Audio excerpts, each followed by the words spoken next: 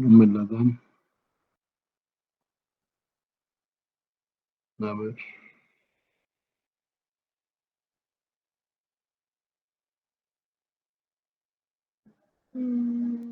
No se ve nada, ¿verdad?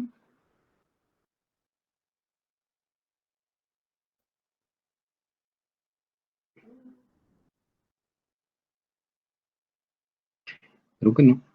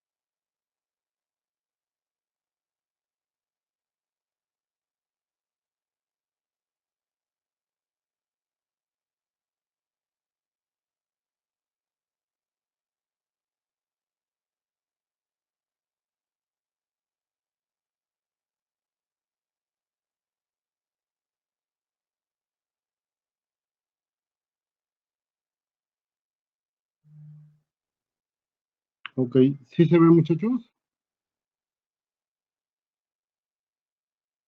Bueno, Sí, Doc. Sí, Doc. ya nada más que no me quitan.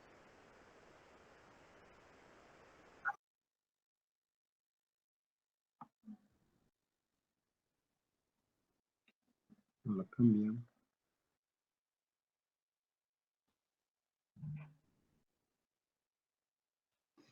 No sé por qué no cambia.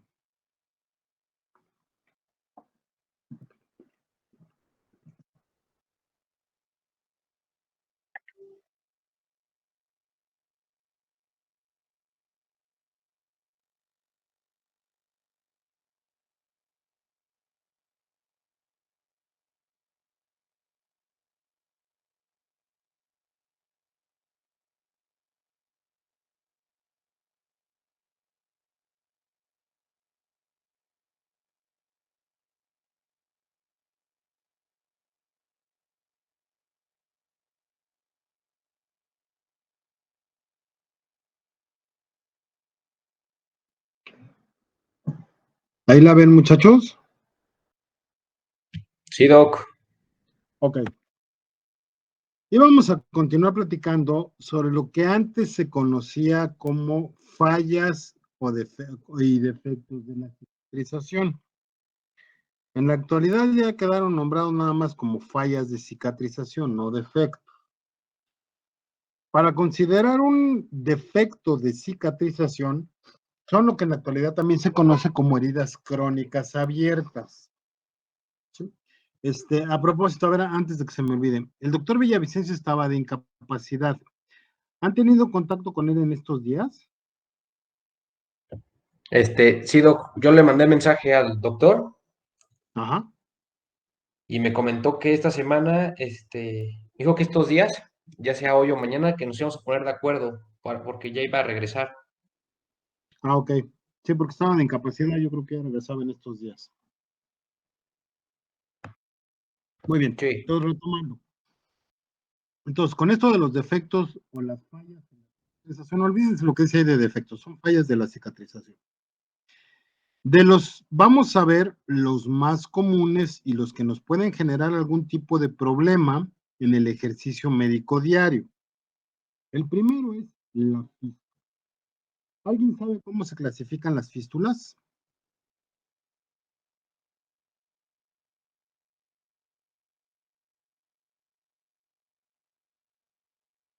Bueno, de manera general las fístulas se pueden clasificar en internas y en externas, en naturales y pues no son como artificiales, pero vamos a dejarla así, y se clasifican también por su gasto en bajo y alto gasto, y también por su localización en el tubo digestivo como altas y bajas.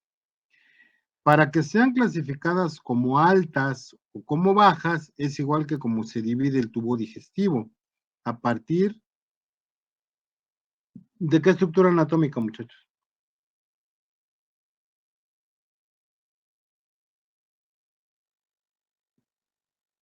¿Cómo se divide el tubo digestivo en alto y bajo? ¿A partir de qué estructura anatómica?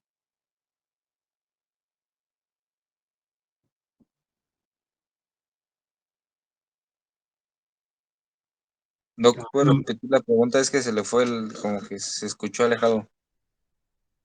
Les preguntaba que de dónde o a partir de dónde se considera el tubo digestivo. Es a partir del ángulo de Treitz. Del ligamento de Treitz o el ángulo de Treitz. Ok. Lo que está antes del ángulo de Treitz es tubo digestivo alto y lo que está después del ángulo de Treitz o del ligamento de Treitz es tubo digestivo bajo.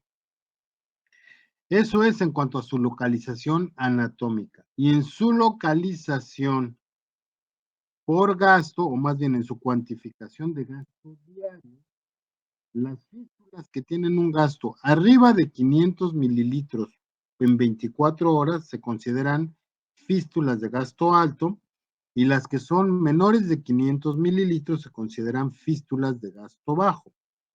También hay que recordar que entre más cerca estén del ligamento de Treitz, aunque sigan considerándose de tubo digestivo bajo, son fístulas que cada vez van dando más gasto, hablando de las fístulas intestinales, o inclusive en un momento dado de las derivaciones como los estomas, las ileostomías o las yeyunostomías, que a veces tenemos que hacer resecciones intestinales muy amplias, y entre más cerca estemos del ligamento de Treitz, y son pacientes pues que van a estar descompensados toda la vida por un gasto muy alto y una pérdida de electrolitos muy, muy alta. Entonces, en las fístulas, nuestro tratamiento va encaminado a la disminución del gasto y al control del gasto de esa fístula. En algunas ocasiones se puede dar tratamiento médico, esperando que cierren de manera espontánea, y en otras los tratamientos son quirúrgicos. En esta imagen pues no se ve mucho, la presentación no ayuda mucho, pero pues ahí se ven un poquito unas flechas en donde se observa pues los puntiformes, no se observa mucho, se ve mejor en esta. En esta, si ustedes se fijan, se nota un poquito más lo que es el orificio. No sé si alcanzan a ver el cursor, creo que no va. Sí, se ve, Doc. ¿Sí se ve el cursor? Ok. Sí. Aquí en esta zona está la fístula. Entonces, vamos a tratar de ampliarlo un poquito. Si ustedes se fijan, aquí se ven pliegues, se ven acá, se ven aquí y se ven aquí. Esta es una paciente que fue operada, no me acuerdo exactamente de qué, pero una de las asas intestinales quedó abocada a la pared. Como ustedes pueden ver, el asa se perforó y se exteriorizó, y eso es una fístula.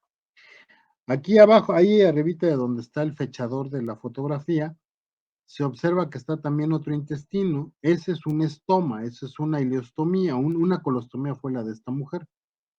Y en ambos flancos, tanto en el derecho como en el izquierdo, se observan ahí unos orificios que son otras fístulas. Esta paciente se multiperforó.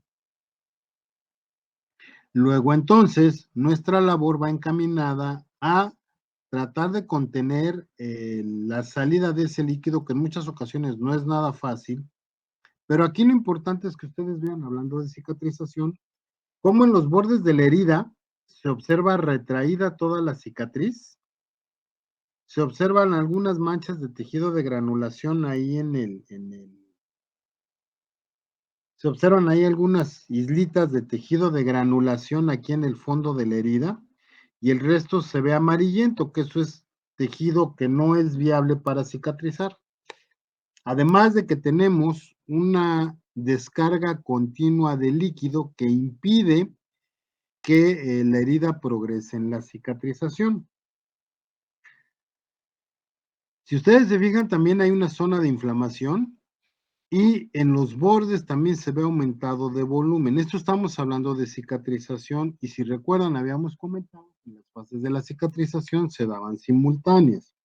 Entonces, aquí hay retracción, hay neoformación vascular en los islotes de tejido de granulación que no es viable, hay retracción, hay maduración de la colágena, pero algo que se lo impide es esa fístula. Entonces, esta conduce a una herida crónica abierta. El manejo puede ser de muchas maneras. Generalmente se inicia con manejo conservador. Al paciente se le pone normalmente NPT, se deja el intestino en reposo a través de un ayuno.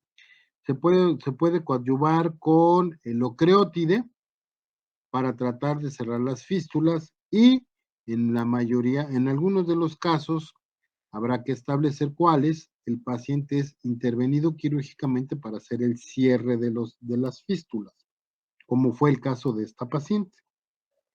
Entonces, bueno, se mejoran condiciones y después se opera. Para fines prácticos, a mí lo que me interesa es que ustedes aprendan a identificar cuándo puede haber una fístula, y esto es una fístula que está conectada, es una fístula enteroatmosférica. ¿Por qué es enteroatmosférica? Porque está abierto el intestino hacia la atmósfera, no pasa a través de una fístula, ¿sí? ¿Hasta aquí dudas con esto, muchachos?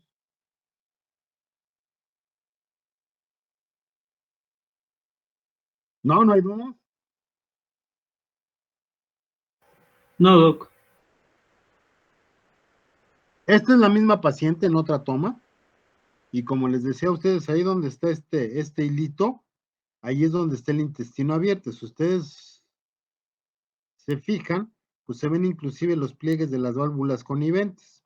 Esto pues ya nos indica a nosotros que es un tejido intestinal, de intestino delgado, y en este momento pues no sabemos la altura.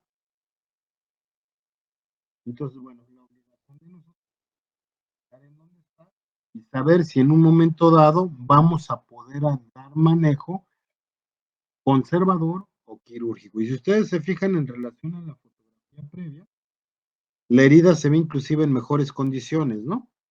Esto ya fue de haber estado aplicando, miren, si se fijan aquí ya no está inflamado, aquí está acá arriba, está todo retraído, los islotes de granulación siguen y la fístula persiste aquí. Les decía yo que esta paciente tuvo que ser operada después para la resolución quirúrgica de su padecimiento. Pero bueno, entonces aquí tenemos ya la identificación de la fístula. Recuerden que puede haber fístulas que sean órgano-órgano. Por ejemplo, las fístulas arteriovenosas, que esas pueden ser artificiales o provocadas por alguna situación, como por ejemplo en los pacientes nefrópatas, en los que hacemos venosas para la hemodiálisis. Pero también hay pacientes que hacen fístulas arteriovenosas posterior a eventos traumáticos, como por ejemplo las heridas por proyectil de arma de fuego, que pueden comunicar de manera no intencional una arteria con una vena. ¿Sí? ¿Hasta ahí vamos bien?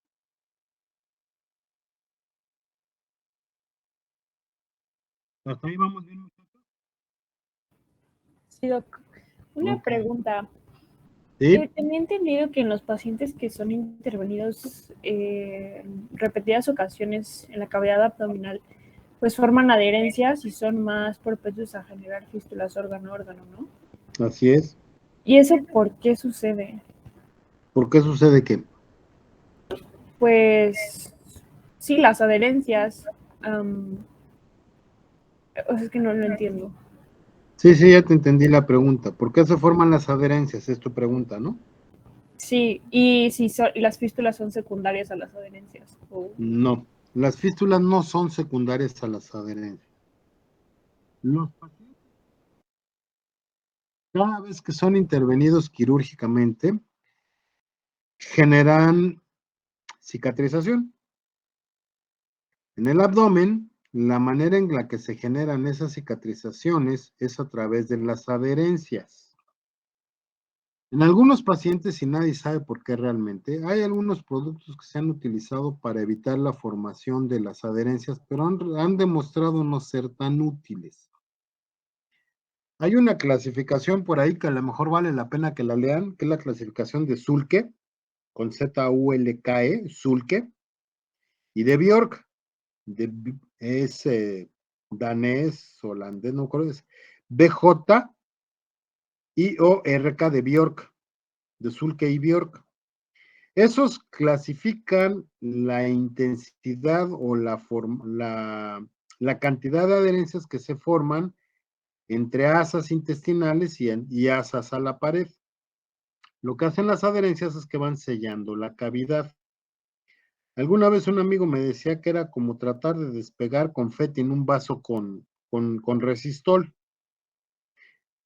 Lo que puede suceder es que en el momento de estar haciendo la disección y la separación de las asas intestinales, podemos hacer perforaciones y que esas perforaciones, si no son advertidas o inclusive aunque sean advertidas y reparadas, pueden llegar a formar fístulas, pero no es que la adherencia como tal forme las fístulas. En algunas ocasiones, dependiendo de algunas patologías, como por ejemplo el Crohn o el CUSI, que el paciente se llega a perforar, hay salida del contenido intestinal y ese líquido puede buscar dos formas de salir. El primero es que se quede colectado dentro de la cavidad como un absceso, como una colección, y el segundo es que busque una zona de debilidad por donde va a estar saliendo, y eso puede llegar a formar un trayecto fistuloso, que puede ser normalmente fístulas enteroatmosféricas, normalmente, o enterocutáneas. Enterocutáneas es cuando salen a la piel, y enteroatmosféricas es como el caso de esta fotografía, que está abocado el intestino directo a la atmósfera. Pero es por eso, no es que la adherencia en sí cause la fístula, es más bien por la manipulación. Y en algunos casos esas se generan de manera, digamos, espontánea por procesos inflamatorios, como por ejemplo los divertículos complicados, los divertículos que se abscedan o que se perforan y se sellan, tienen también la posibilidad de formar fístulas enterocutáneas, pero eso es por las patologías, no es propiamente por la adherencia. Hay varios productos que se utilizan para tratar de disminuir la formación de adherencias. Durante algún tiempo se utilizó un diurético osmótico que se llama manitol, que se aplicaba directamente sobre las asas intestinales y se vio que no funcionaba. Después se utilizó otro que es una especie de gelatina que se llama Romacrodex, que es un expansor del plasma, también se vio que no funcionaba. Y ahora hay un producto que va encaminado a disolver o a madurar la colágena a través de colagenasas con la intención de disminuir la formación de adherencias. La verdad de las cosas es que los resultados han sido pobres. ¿Por qué unos pacientes generan más o generan menos adherencias? No se ha descubierto la causa. Lo que sí es un hecho es que entre más se intervenga a un paciente o entre más procedimientos se le hagan a un paciente, la formación de adherencias es mayor, pero es muy variable. Sí, no sé.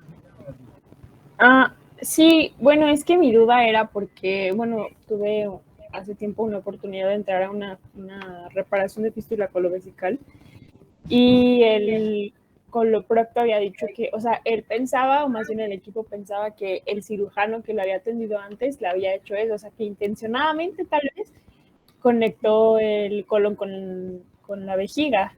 Pero después le pregunté a un gastroenterólogo y dijo que pues es normal que se hagan esas fístulas por la cantidad de adherencias que adquieren los pacientes. Entonces, bueno, depende si le preguntaste a un gastroquirúrgico o a un gastroclínico, ¿eh? Creo que era quirúrgico, la verdad no sé. Es que ya estaba en un puesto de administración en ese tiempo, entonces no sé. Los gastros clínicos tienen una manera muy diferente de ver las cosas. Una de las complicaciones de las histerectomías es la fístula vésico-vaginal. Perdón, es la fístula vésico-vaginal o las fístulas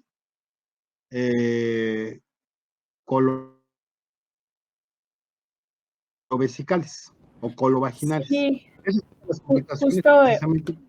justo era una ¿Mande? paciente que, perdón, justo era una paciente que previamente había sido sometida a una histerectomía. Sí, es una complicación relativamente frecuente. No es lo común, pero no se presenta, pero no es tan rara de ver, pues. Entonces, normalmente vienen asociados a ese tipo de procedimientos, en los que por la inflamación o porque durante la disección o la manipulación quirúrgica se pueden llegar a hacer perforaciones no advertidas. Se hace la cicatrización y como te decía, pues hay un orificio que va a buscar una salida del contenido y pues la materia fecal es muy ácida y sí tiene capacidad de perforar a los órganos. Entonces no es raro que hagan fístulas colovesicales o colovaginales, más bien sigmoidea vesical o sigmoidea vaginales, ¿no? Pero bueno, las engloban como colovesicales o colovaginales. Pero es eso. Y la cirugía, pues tampoco es una cirugía que sea muy sencilla porque hay que separarlo y hay riesgo también ahí de no resolverlo. Pero bueno, es otro boleto. Ok, Pero gracias, las doctor. adherencias en sí no provocan las fístulas. Ok, gracias, doctor. Bueno. ¿Alguna evisceración o qué es la evisceración?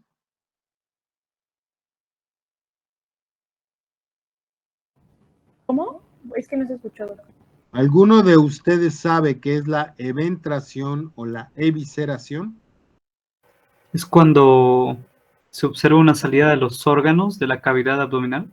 ¿De cuál me estás hablando? ¿De eventración o de evisceración?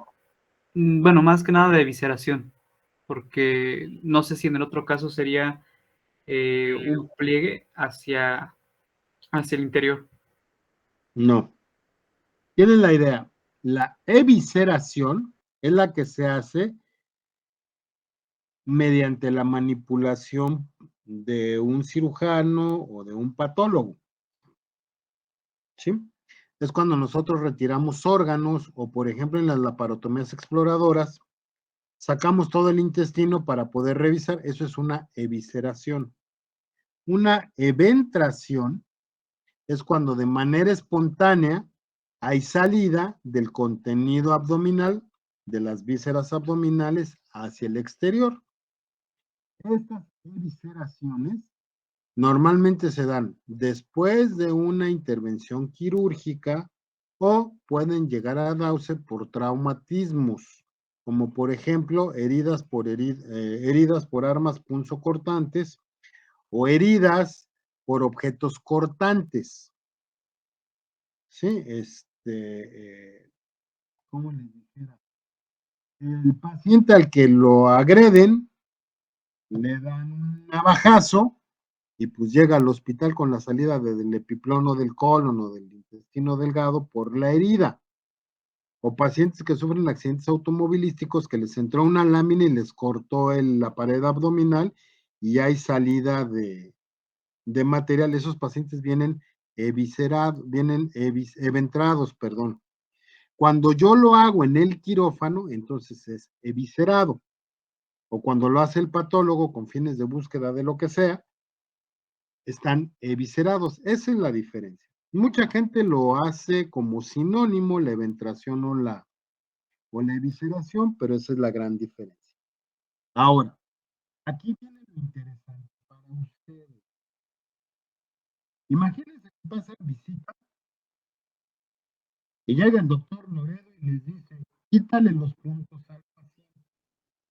Y ustedes se los quitan sin ningún problema, tienen la invitación, se salen del cuarto y a los 2 minutos les habla la enfermera porque tienen esto.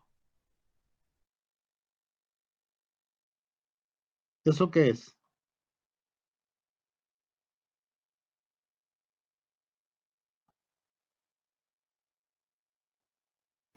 ¿Qué es esto, muchachos? Se dejó de escuchar. Un xenomorfo. A ver, ¿ya me escuchan? Bueno, Sí, Doc. ¿ya me escuchan? Sí. Ok. Les decía yo, imagínense que están ustedes pasando visita, retiran los puntos, se salen y 5, 10, 15 minutos después llega la enfermera y les dice, doctor, vaya a ver al paciente, y ustedes se encuentran con esto. O sea, olvídense de que este ya está en quirófano, ¿no? Ustedes se encuentran con esta imagen.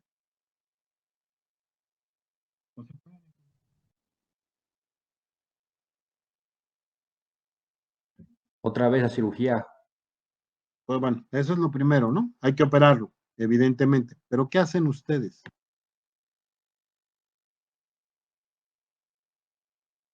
¿Se le Como- podría dar una retención con, no sé, algún vendaje tipo faja? ¿Qué más? Evitar, bueno, la verdad no lo sé, pero me imagino que también dar un control de limpieza para evitar que se vaya a infectar esa zona. ¿Cómo harías ese control? Mm, No sería, bueno, tengo la idea de que se podría hidratar para que no... o, ¿Hidratar qué? pues la zona expuesta, el órgano o la víscera expuesta en este caso, ¿no? También se puede. ¿Qué más? O sea, el vendaje va bien, la hidratación va bien, ¿qué más? Ya dijeron, va a quirófano, todo eso va bien, ¿qué más? ¿Con qué lo cubren? Ah, bueno, profilaxis, ¿no? ¿Profilaxis con qué o cómo? O ceftriaxona, Pues, ¿y si es alérgico? damicacina. Amoxiclavulanato. ¿Hay amoxicilina, clavulanato y B? ¿Sí, no, Mario? Ah, yo no sé, doc. Pues no hay amoxicilina y B.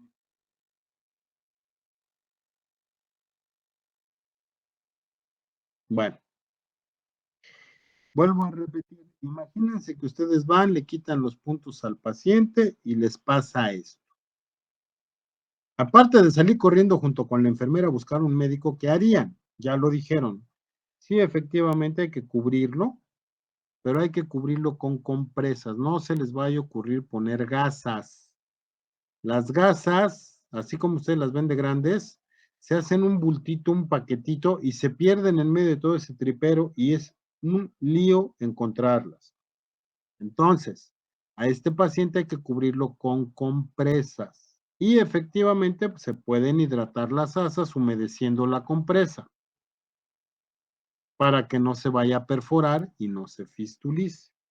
Y le pueden poner una venda para evitar que el esfuerzo siga saliendo. Algo que no están viendo ustedes aquí por la foto es que el paciente esté intubado. Entonces, obviamente, pues eso no lo van a poder impedir porque si le quitan la intubación, pues el paciente se va a morir, ¿no? Y seguramente este paciente se entró por la intubación, por desnutrición, es un paciente que estuvo en terapia intensiva. Entonces, este paciente se entró por la ventilación, el esfuerzo, pero lo más importante es que hubo una falla de cicatrización. Es un paciente, como les decía, aquí no se nota mucho, pero es un paciente ya adulto mayor,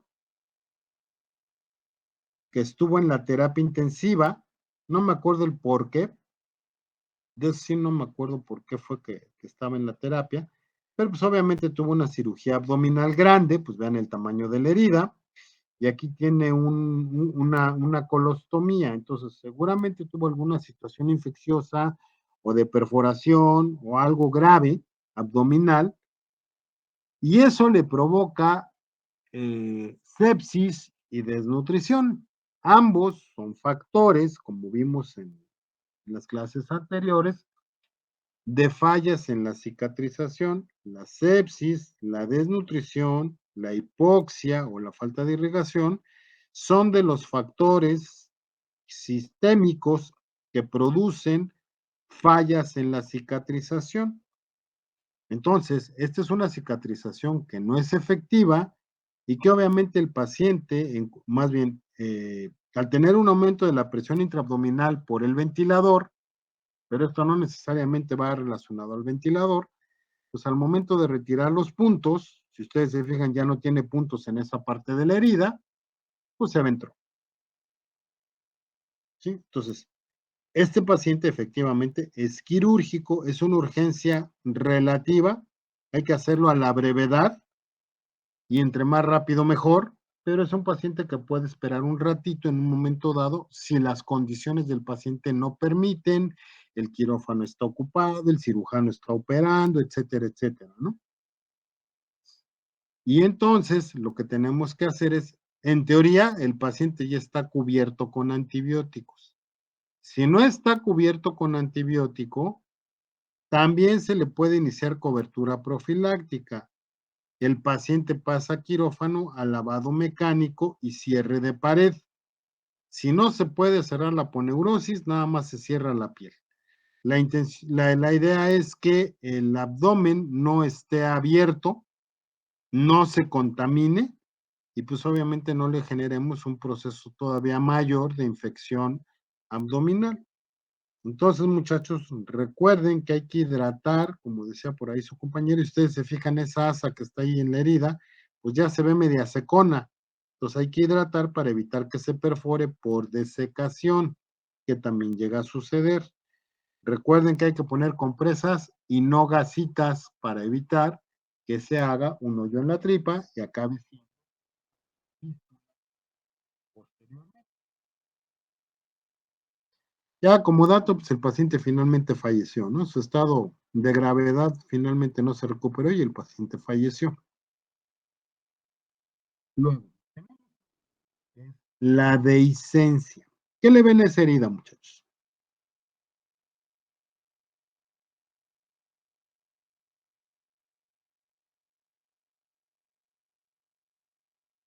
¿Qué le ven a la herida?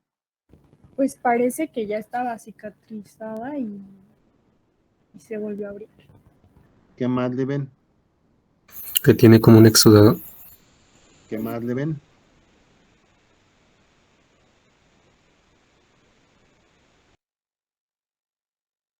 Pues parece que solo es piel y músculo, ¿no?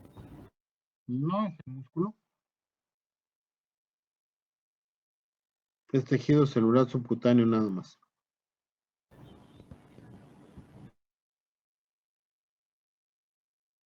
Bueno, esta es una dehiscencia de herida. La dehiscencia de herida es otra de las fallas en la cicatrización que puede ser por múltiples causas. Entre ellas, los cuerpos extraños. Como ustedes dijeron, tiene un exudado y si ustedes se fijan ahí al fondo de la herida, se ve un hoyito todavía y brilla el flash de la cámara con líquido. Este fue un seroma. Un seroma es la acumulación de líquido de reacción inflamatoria que no está infectado, pero pues que nada más por cuestiones de espacio va a ocupar un espacio dentro del lecho de la cicatriz, no va a permitir que se aproximen los bordes y al estar ocupando ese espacio impide una buena cicatrización. En el momento en el que se le retira el punto a esta paciente, pues la herida se abre porque pierde la resistencia que le estaba dando la sutura y el líquido busca una zona de salida y por lo tanto la herida se nos abre. Ahora, ya identificamos que es una dehiscencia, es una paciente posquirúrgica, esta fue una cesárea. ¿Qué le van a hacer?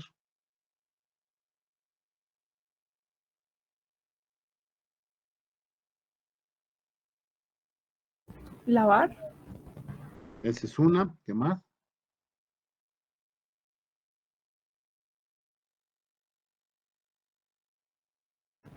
¿Se puede poner un drenaje?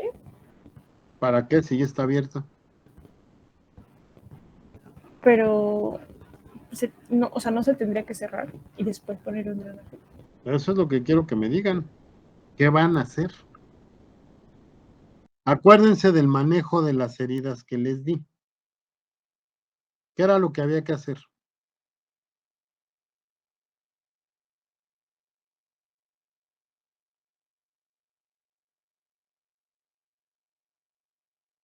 ¿Se acuerdan que les puse manejo general de las heridas?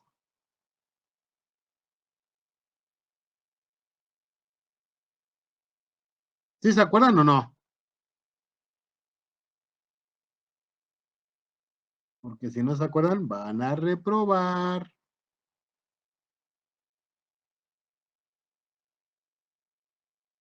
Eso sí lo oyeron, ¿verdad? No, como que se trabó ahí, Doc. Como que se trabó ahí. Ahí les va de nuevo. ¿Ahora se oyen bien? Sí, Doc. Sí, ya mejor. Van a reprobar si no saben el manejo. La diapositiva se llamaba Lineamientos Generales en el Manejo de las Heridas. Y les puse varios puntos.